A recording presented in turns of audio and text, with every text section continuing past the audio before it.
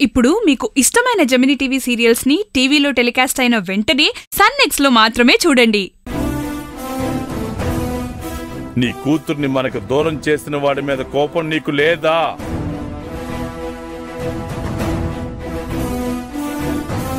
వాడే గనక నా కూతురు జీవితంలోకి రాకుండా ఉండుంటే నా కూతురు నా కళ్ల ముందు కలకల్లాడుతూ తిరుగుతూ ఉండేది. ఆ దౌర్భాగ్యుణ్ణి ప్రేమించి మనందర్నీ వదిలేసి మన కూతురు అతని దగ్గరికి వెళ్ళిందంటే అతన్ని ఎంతలా ప్రేమించి ఉండాలి.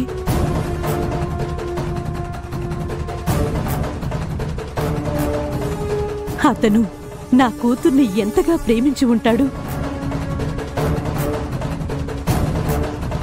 అతన్ని పెళ్లి చేసుకున్న తర్వాత నా కూతురు నిజంగా కష్టాలు పడుంటే ఏదో ఒకరోజు మనకు ఫోన్ చేసి ఉండేది కదా.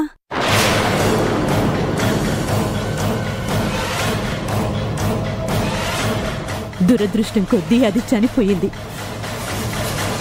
ఆరాధ్య తండ్రి కోసం పడే ఆరాటం చూస్తుంటే మీకు అర్థం కావటం లేదా?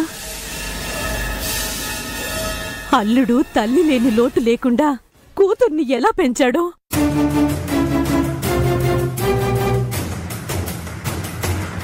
మీరేమో అల్లుడు మోసగాడు అని అంటున్నారు, కానీ ప్రేమించిన భార్య చనిపోయిన తర్వాత అతనికి మళ్ళీ పెళ్లి చేసుకునే అవకాశం వచ్చింది. ఓ అమ్మాయి అతన్ని ఎంతగానో ప్రేమించి పెళ్లి చేసుకుంటాను అంటే అతను కాదన్నాడు.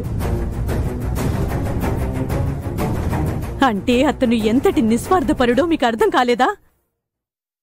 డబ్బాసలేని వ్యక్తిత్వం కలవాడని మీకు అర్థం కావట్లేదా? ఎంతటి గుణవంతుడో మీకు అర్థం కావట్లేదా?